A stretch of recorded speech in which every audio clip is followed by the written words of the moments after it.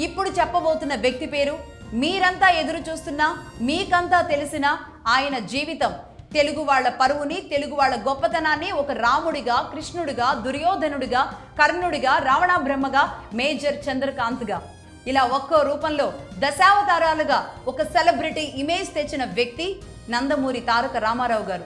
ఈయన కమ్మనే. కృష్ణా జిల్లా నిమ్మకూరులో పుట్టి గుంటూరు ఏసీ కాలేజీలో డిగ్రీ వరకు చదివారు. ఆ తరువాత సబ్ రిజిస్ట్రార్ ఆఫీసులో ఉద్యోగం చేస్తూ ఉండేవాళ్ళు. సినిమాల మీద ఉన్న ఆసక్తితో మద్రాసు వెళ్లారు. ఆ తరువాత మన దేశం సినిమాతో హీరోగా సినీ రంగ ప్రవేశం చేశారు. అయితే ఆ సినిమాకి ప్రొడ్యూసర్ ఎవరో తెలుసా? నూజివీడు పంగిడిగూడెంకు చెందిన కృష్ణవేణి గారు.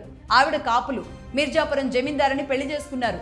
సినీ రంగంలో నిర్మాతగా ఆవిడ ఉండేవాళ్ళు కృష్ణవేణి గారు. అయితే ఇక ఆ తర్వాత సినీ రంగంలో నందమూరి తారక రామారావు గారు వెనక్కి తిరిగి చూసుకోలేదు. దాదాపుగా 300 సినిమాల్లో ఏకధాటిగా ఎవరు పోషించనన్ని పాత్రలు పోషించారు.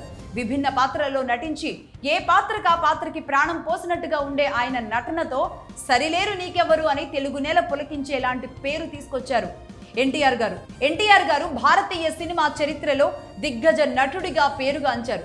ఎన్టీఆర్ కున్న ఫాలోయింగ్ చూస్తే నిజంగా మామూలుగా ఉండదు.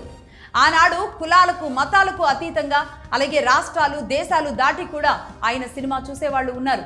ఆయన్ని అభిమానించే వాళ్ళు ఉన్నారు. అందుకే ఆయన విశ్వవిఖ్యాత నట సార్వభౌమ అన్న బిరుదుతో సత్కరింపబడ్డారు.